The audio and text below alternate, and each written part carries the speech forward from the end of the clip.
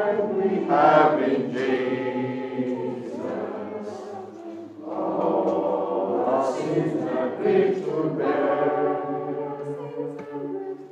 All we privilege to carry. Everything to God in prayer. Oh, is we often fall. Oh, what needless pain we bear. All because we do not carry everything to God in prayer. How in trials and temptations, is there trouble anywhere? We should never be discouraged. Take it to the Lord in prayer. Can we find a friend so faithful, who in all our sorrow share? Jesus knows our every weakness. Take it to the Lord in prayer. Thank you very much. You can sit down. And I think we'll get to the next program where we'll now talk about, we'll have some brief speeches and tributes, but also take time to also, I don't know, it's still running. Well, we'll run later as we celebrate the life of Pamela. So we're going to start off with a relative, Millicent, who could come to for a brief speech and tribute. Hope I didn't touch you the wrong way. Yeah, something brief about fun. And then we will have a Mimo and Irene after that.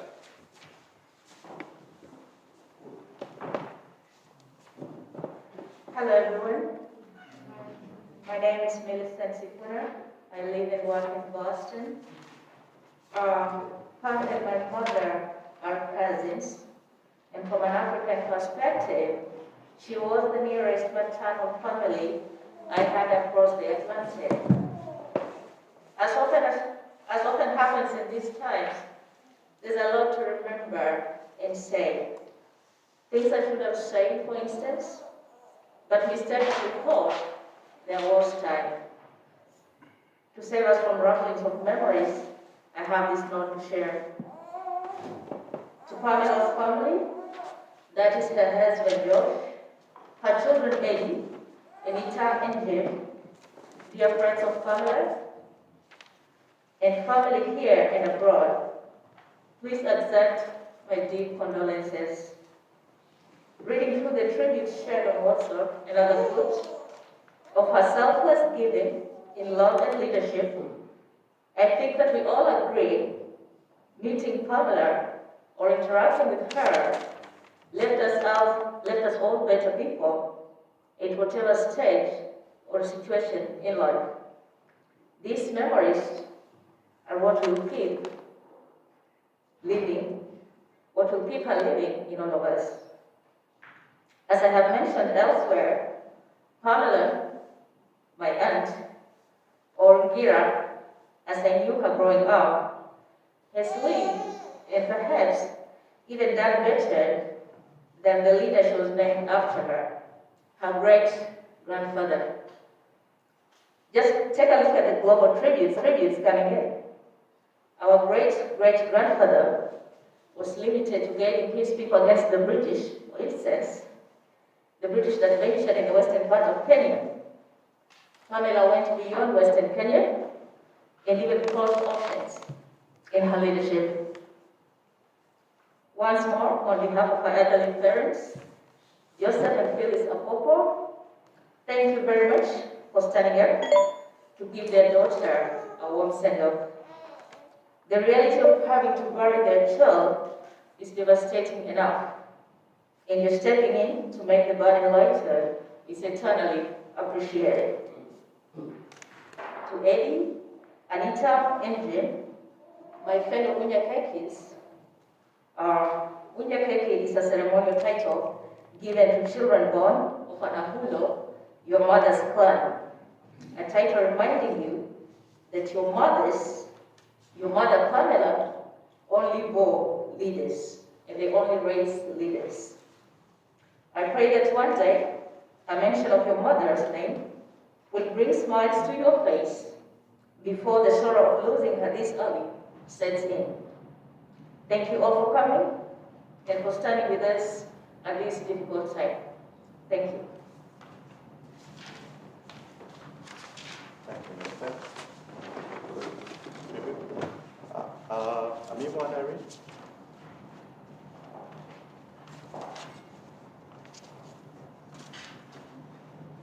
And then after that, we'll have Stanford.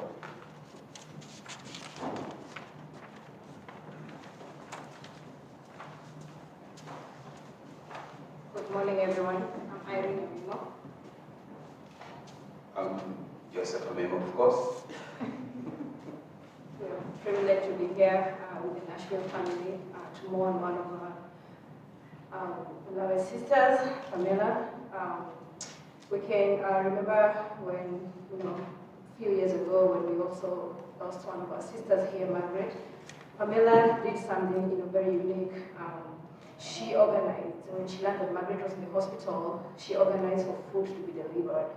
And for about a month, even after we had buried our sister, food was being delivered every day to our house by different people. That was a very, very, very thoughtful thing for her to do. We're forever grateful. We were also able to walk through the journey, her battle, with her through Mr. Sanford and June. They are neighbors back in Houston. And Pamela once came to the Anderson Cancer Center for consultation. And we really worked with her. She was very, very good in research. She knew what's going on. And she always did her research before going to see the doctor. So she was always prepared, and she always got people on the team to help her doing research about the treatments that she was getting. Also, on the last few hours, Mr. Sanford and Josh reached out for 3 o'clock in the morning. And what I can tell is we were able to get her comfortable. She went home comfortable. I've learned through the whole journey, Miss Pamela, she fought really, really hard. She fought for her family, for the people she loved.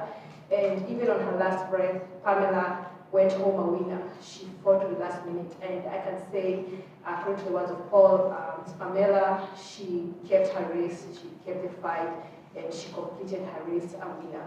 So to Josh, Eddie, Anita, and Jimmy, our sincere condolences to you from Houston. And we pray that God gives you peace and that God gives you grace for the pain to ease. It's going to take time, but God will always be with you guys. Don't hesitate to reach out to the community at large. It is okay to reach out. Don't sink in sadness by yourself. Let somebody help. Even just a listening ear is going to make a difference. God bless you guys so much. Thank you. I don't know what to say. I think when your treasurer or your secretary talks, because the one who types your minutes, normally she normally says everything that maybe thought or give her. So I just want to add 2 things to the kids. And in this one I'm sharing because my experience when I lost my mom a few years ago, 1 2 years ago. I was in the same situation. I remember when I was telling me, you need to pack and go. And I was just moving around, going to sleep room, coming back in the bedroom, going there, and you need to go. You need to pack and go. And I was just there, I didn't know, I could not comprehend what was going on.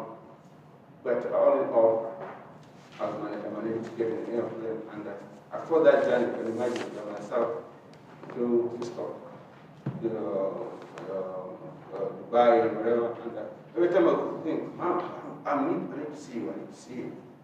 But I think she didn't want me to see her the way she was, because I arrived there on time. But mysteriously, I did not see my sister. But my sister was there at the airport, my friend. So I stayed there like 1 hour, and at some point, I was me and the taxi man starting to chat. Then I'm like, where's my sister? I need to come and see my mom before the skate goes to surgery the following day. So I stayed like 1 hour. Then all of a sudden, they might from where I just passed in the time, like, where have you been? I'm like, I've been here. You guys did not see me. And they're like, you guys, we have, I joke and told you guys, I think you need to go to the doctor and get checked your eyes. Because I just passed through the same place saying you're there, and I've been here for 1 hour. So anyway, sorry short, we went to the hospital direct from the airport. And I was there to report myself, ICU. And this lady comes and tells us, oh, Olen Sam, and I was like, what is Olen Sam? I thought my mom was very sick. But I went to the ICU, mom was there, peacefully rested, and I did not notice. I prayed over her, and I left and went outside.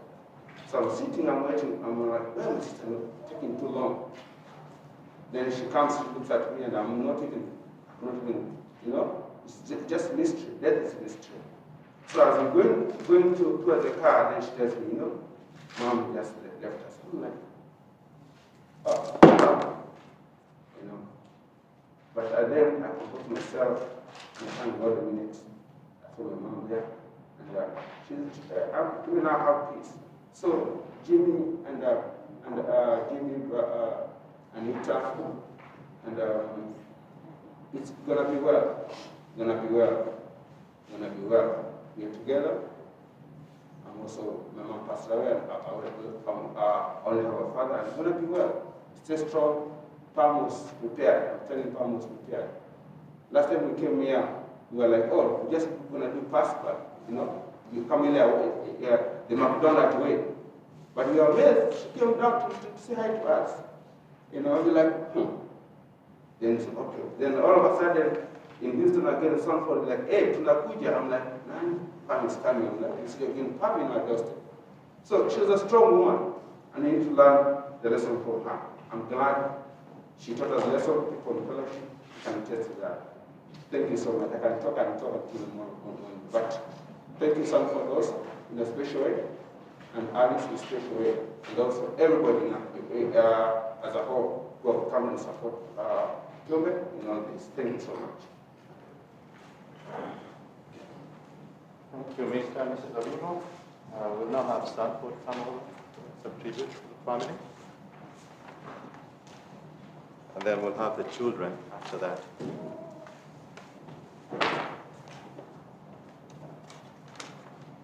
To everybody, to the church, to the community in Nashville.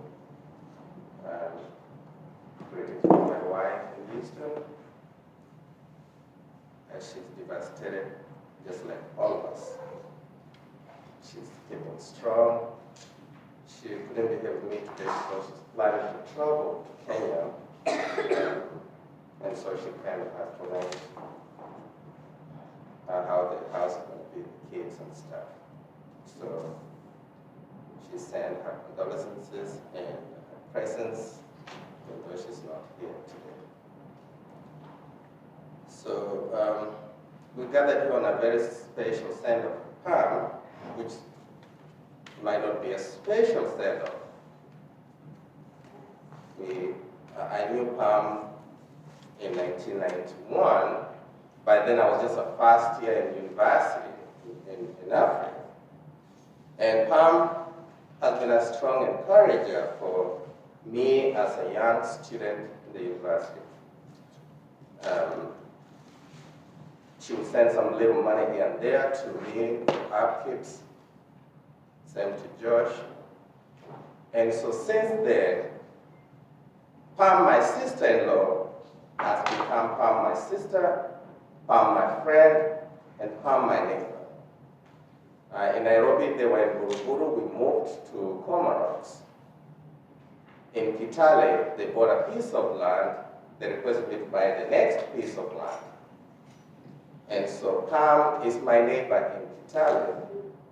When we moved to the US in 2003, Pam moved in 2004, and we lived in the same house, shared one car, and shared one cell.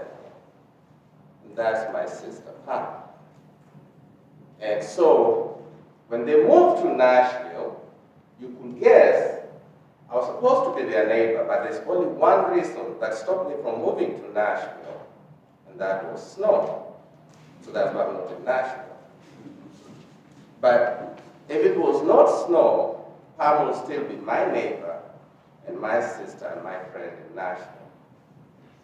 So when Pam got the diagnosis for her cancer in 2020, I think she broke the news to my wife.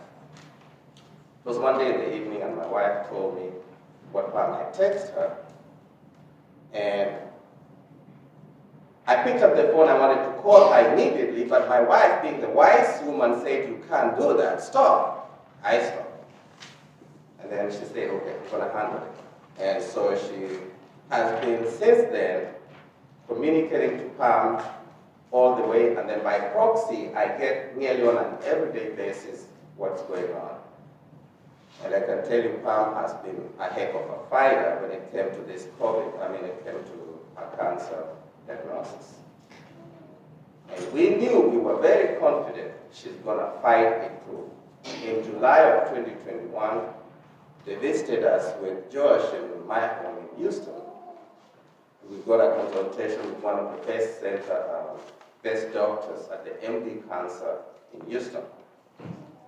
And that doctor with the doctor at Vanderbilt University have been in collaboration on Pamela's management for her cancer. And I can tell everybody Pam got the best treatment she could have gotten under the sun when it comes to cancer management in the US. And I'm very proud for all the doctors, nurses in Houston and in Nashville. But the news broke out to us 2 weeks ago when I was in Nairobi.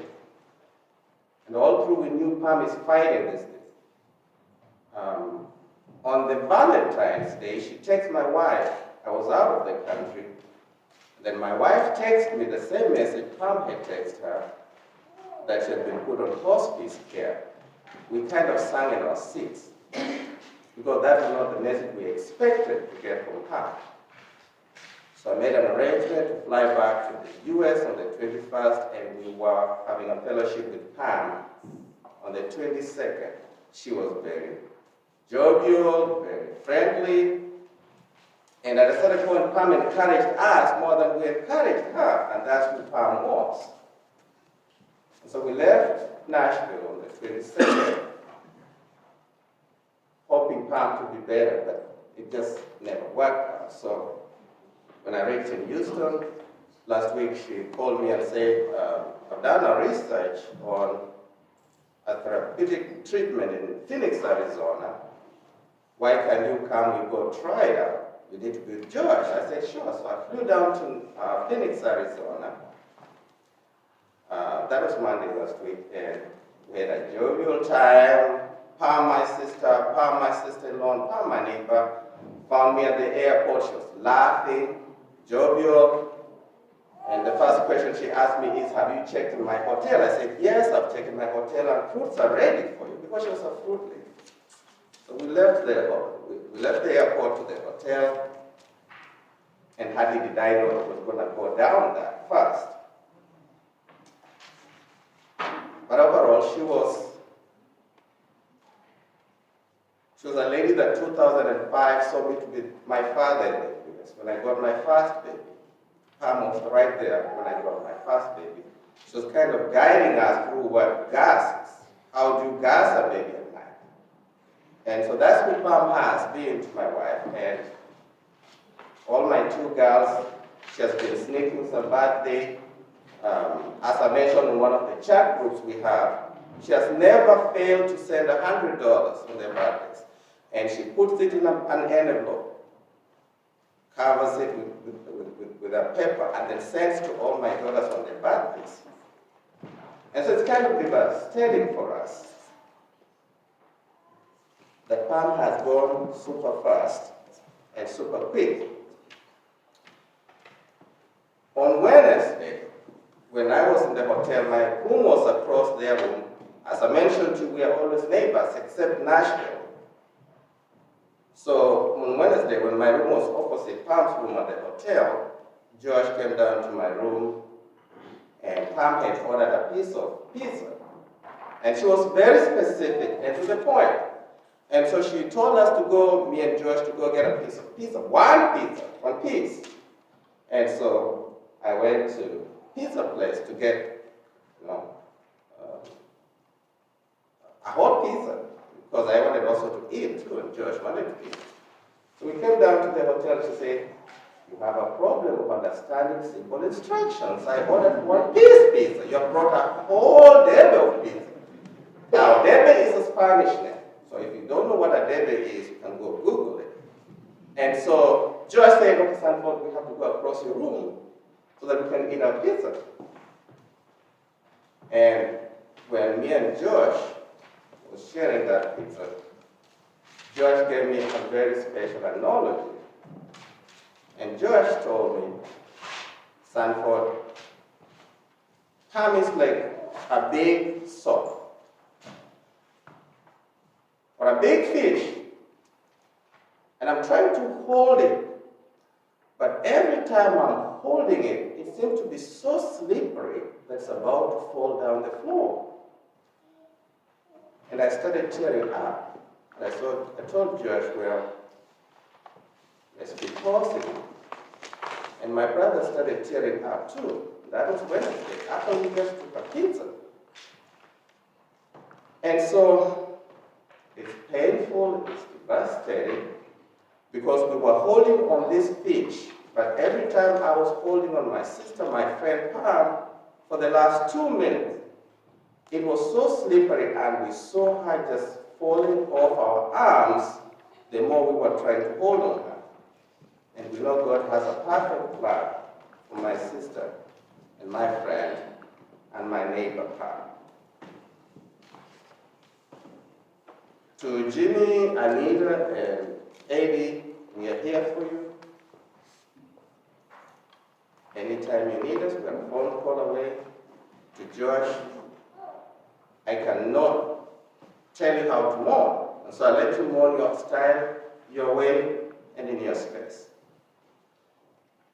And in 2004, at a Houston airport, and this one I'm talking to Pam.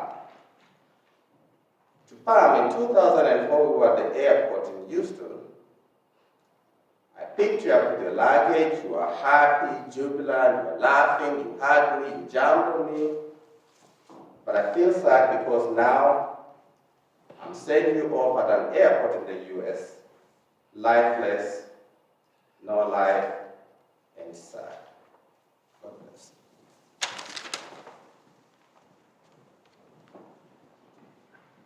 Thank you, Sanford, for sharing those, especially the last few days with Pam, and also a reflection of who she was as a person. At this point, I'd like to call the children to come over, Eddie, Anita, and Jimmy, and then each one of them will provide their tribute and share with us about their wonderful mom. Thank you.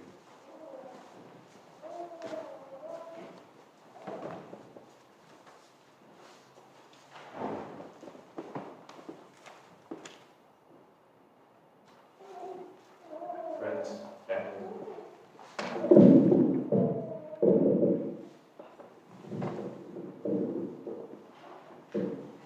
It's an absolute honor that you guys are here with us. And the fact that you're here with us means that she meant a lot because, like Auntie was saying the other day, she was saying that if she was a bad person, that you guys wouldn't come. This is a speech that I never wanted to make, but I'm honored that I'm going to make it. I have one story to share, and this is just like a representation of how I'm raised. Sometimes you can see the anguish in a human being, you can see the stress. As much as like parents try to hide it, it's like we kids kind of read what's going on. I remember when I was 12 years old, it was really difficult with my parents. I could tell something wasn't right, but they were really struggling to make adjustments, moving to this country. And, Dad didn't have a job, things are expensive. It's like I can read through the lines. It's like Uncle is coming over, and he's trying to give encouragement to us. But I can read through the lines. And one thing that I remember so vivid is I found Mom just singing praises. It was in our bonus room. It's like we were all watching TV, but I found Mom like singing praises and praying. And she has decided that she was giving it all to Jesus.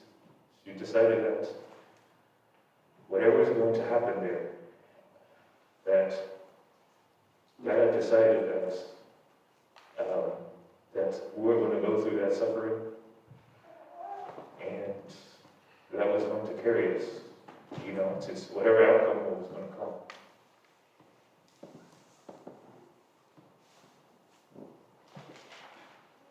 That right there, it was still a very difficult year. I remember so many promises that Dad was making. I remember so many promises about like how things were going to improve, but I was going through the lines. But eventually, I was able to get a job. I remember Mom working so hard late at night. She would find me still up at 2 a.m. I remember it's like she would chase me out of the room and say, "What are you doing?" Still look at the computer, and I put myself back in a situation. I remember it was just such a struggle to like pay for little things. But that right there, and the praise that she had, it gave me the ability to believe in what God was doing, to have faith. Our lives are transformed. We ended up moving to Nashville, and ended up turning out to be a great place. I remember when she also got diagnosed. It's like, she was kind of refusing for me to come home. It's like, Mom, I was like trying to come home and see you guys in a few months. This is in the middle of the pandemic, and I just thought it was just a pandemic. And then she was in the kitchen, and then she told me she's got the diagnosis. And it was kind of like a car hit. And I remember what she said. It's like, "My son, don't you worry. Don't you worry."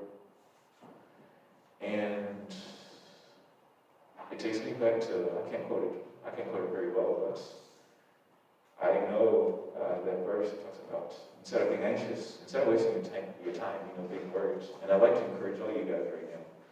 There's many things happening in your lives. Instead of being anxious and being worried, I'd ask you guys to lift everything in prayer. A lot of people will ask their needs. It's like, how was I calm doing all that? It's like, what's kept me calm? It's because I've seen it. I've seen this story played so many times. Whether I was in school, it took me 6 years to graduate. But through the whole time, it was prayer. It was a whole year for me for me to find a job. Through that whole time, it was prayer. And so I've seen this story so many times. I didn't know it was going to end this way this time. I was like, okay, God, I'm waiting to see it. I'm waiting to see it. I mean, every single time, every single turn, it's like when things are going wrong, it's like, you know, she tried to be strong. It's like I could see through it. You know, the struggle that she was having. I didn't know it would end this way. So I didn't even want to come home whenever I heard that she passed. I just wanted to stay with my thoughts and process it. But you know what? It was a good thing to see her. You know, I think that's my siblings how they felt. But it was a good thing to see her. It's good to see you guys, to be encouraged. It's good to see that she was rested. You know, it's like on my drive home, I listened to a sermon about Christians. You know, after Jesus' death and resurrection, it was extremely difficult. It's just like, don't ever let anyone tell you that, you know, it's going to be happiness and just physical prosperity. It's going to be suffering. Those guys suffered. But then again, it's just like this glory in the end. You know, it's a lot of lives are transformed. It's including my own. It's like in this hope that we have as Christians. You know, it's like they're suffering at the beginning. It's like it's the joy that we celebrate even up to today. And that joy is what like carries me on. That's the thing that she gave me. You know, amongst everything else that I ever had in my life. That's been my guiding light. You know, that God is in the story of Joseph, him being sold as a slave.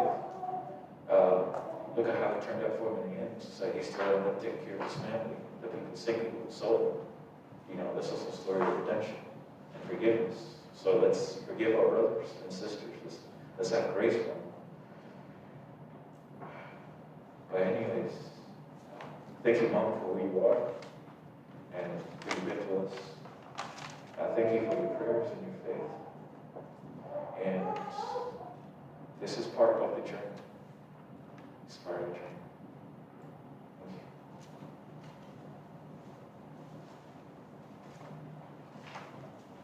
you. Hello.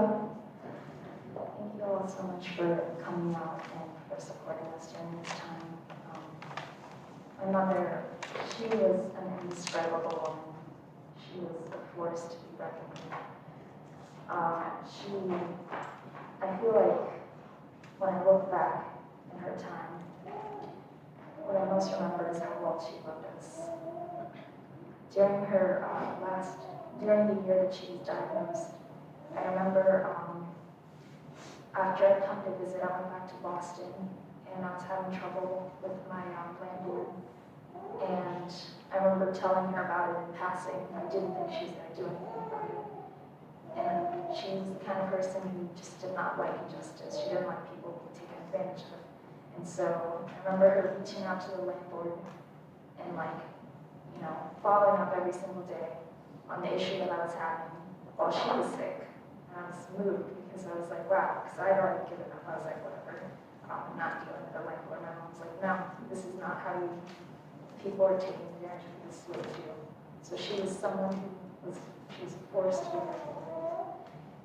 And I remember when one of my roommates got COVID, and I told my mom, she would check in with us every single day to see how we were all doing, to check in to see, how my roommate was doing, how I was doing. She was so sick, but she put others ahead of her, and she was always taking care of other people, and that's how I remember her. She loved us all very, very well. And so I know right now, she's going to continue to take care of us. She was in so much pain towards the end, but I know that she'd still put us ahead of the pain.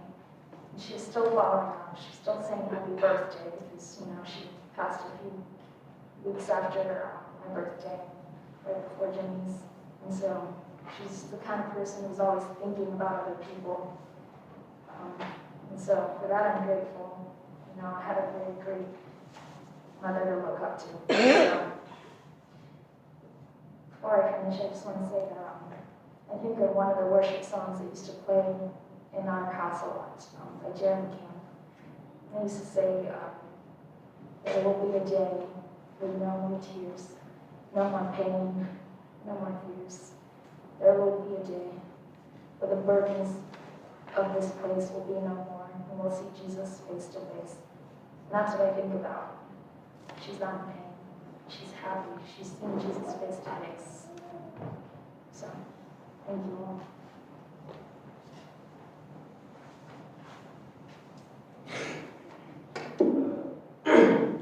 Thank you everybody again for coming out and supporting us. I'll try to keep my tribute short. But, so to me, my mom was a protector and provider. As the youngest, she always treated me so and always looked after me. Even when I was young and I missed the bus, she'd drive me to school afterwards. When I broke my phone, she'd give me a new phone. When I was in college, and I told her that I don't have no time to make food, I have too much homework, she'd send me out to school with food to eat, and she just always tried to find a way to provide for me. I remember she told me a story a couple of years back of when I was a baby, and it was just, I think it was just me and her, if I'm telling the story correctly. We're in some type of hotel, and the hotel actually, I think, it started to catch on fire, and she safely got us out of there, and I think at some point we met up with my dad afterwards, but I think that just kind of speaks volumes to the kind of woman she was. She's a protector and provider to not only me, but to many people in the community. And I think the saddest part about it for me is that she still had a lot of big life moments that she missed in our lives, like graduation, marriages, when we would start having kids of our own. I always wanted her to be a strong grandmother to my kids the way she was a mother to me. But I know God works in mysterious ways, so I just I just decided to stay strong and to just believe